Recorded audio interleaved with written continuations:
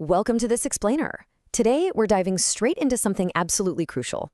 We're looking at how supply chains function, and I don't just mean as some boring operational necessity in the background. No, we're talking about the ultimate value engine of literally any business. It's this living, breathing system that entirely dictates whether a company thrives or, well, dies. Okay, let's dive right into this, because this breakdown is going to completely reframe the conversation. Think about your entire business for a second.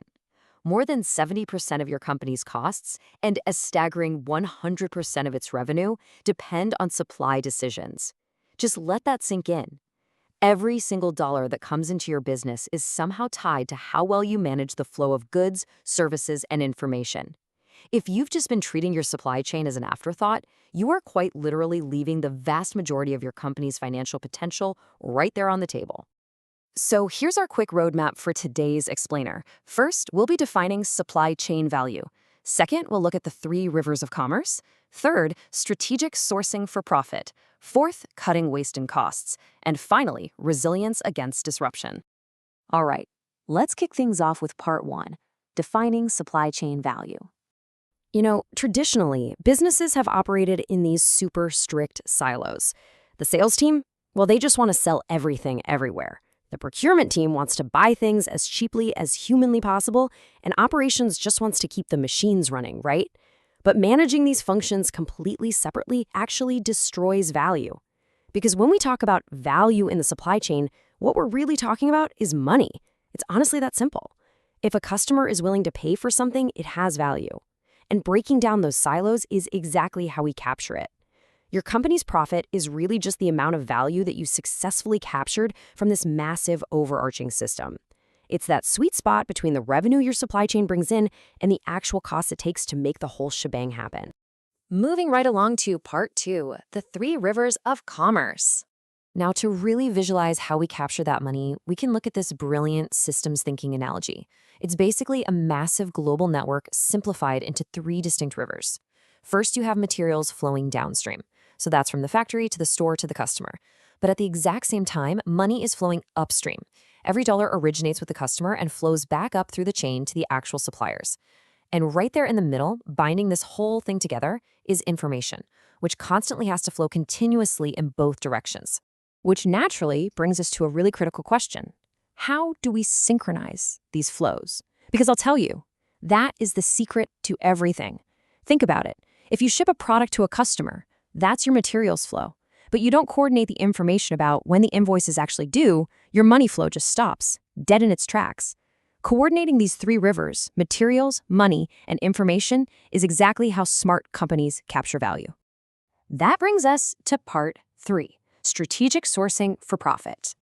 Look, purchasing is no longer just about beating up suppliers to get the absolute cheapest price. That purely transactional approach, it's dead.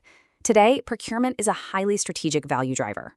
Modern companies are actually prioritizing their supplier relationships by segmenting every single thing they buy into 4 quadrants. And they do this based on how much they spend on the item and how risky or valuable it actually is to the business. So let's quickly break down these 4 input categories. First up, if you spend a little money and it's super easy to get, that's a commodity. You just get the best deal and move on. Second, if you spend a lot but it's available everywhere, that's leverage. You want to use your massive buying power to negotiate much better overall terms. Third, if you spend a little but it's really hard to get, it's critical. You better build a solid relationship with that supplier so you don't suddenly face bottlenecks. And finally, if you spend a lot of money on it and it's super hard to get, that is a strategic input. This is where you partner deeply. Hey, maybe you even acquire the supplier, because if you treat a highly strategic, rare component like a mere commodity, you'll absolutely destroy your business. Now, this all builds right into the broader technological landscape. We know information flows create immense value, but really only if they're handled correctly. Here, we're looking at the evolving relationship between human workers and information technology. It's what we call the information value chain. We're all pretty familiar with Moore's Law, right? The whole idea that computing power doubles roughly every 18 months. Well, as processing power just completely explodes, companies create immense value by applying a very simple rule. Let machines handle the raw data and information so humans can tackle the really complex decisions that require actual knowledge and wisdom. Seriously, if you have your brilliant supply chain managers manually crunching spreadsheets all day instead of strategizing, you're just wasting human wisdom and leaking value straight out of your business. Okay, let's shift gears to part 4, cutting waste and costs. So let's look at the absolute most immediate, guaranteed way to drive value to your bottom line. Check out this stark mathematical reality because it kind of changes everything. Let's say your product has a 10% profit margin. If you want to put $1 extra of profit in your pocket, you have to go out and generate $10 whole in brand new sales.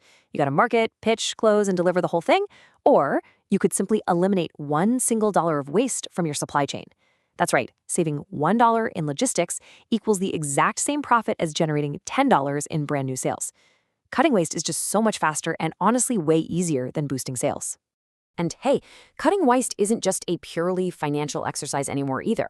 Modern consumer expectations absolutely demand that we look at the triple bottom line. That's people, profit, and planet.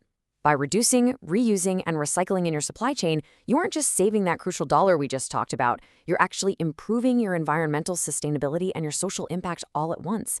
It's just a massive value add across all three of those metrics.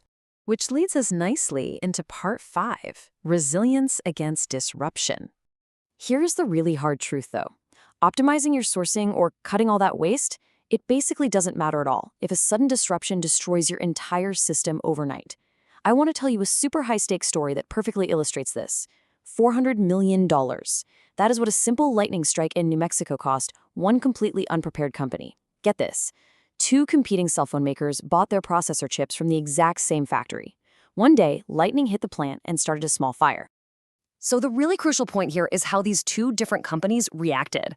The resilient company, they immediately understood the threat. They didn't wait around at all. They activated their backup plans and instantly found brand new suppliers for their chips. But the disrupted company, well, they just assumed the fire would be fixed quickly, so they waited. And when the repairs inevitably dragged on, they totally ran out of parts and had to shut down their entire global supply chain. That hesitation literally cost them $400 million in lost revenue. Proactive risk management isn't just a compliance thing, it's the ultimate protector of your value. Which brings us to our final thought for today's explainer. I want you to take a hard look at your own operations.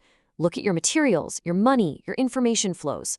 Look closely at where you buy, where you waste, and honestly, where you might be vulnerable to your own lightning strikes. I really want to challenge you with this. How could your supply chain create more value? Because as we've clearly seen today, the supply chain isn't just some boring cost center. It is the very engine of your profitability. Thanks so much for joining me to explore this incredible topic today. Now get out there and capture that value.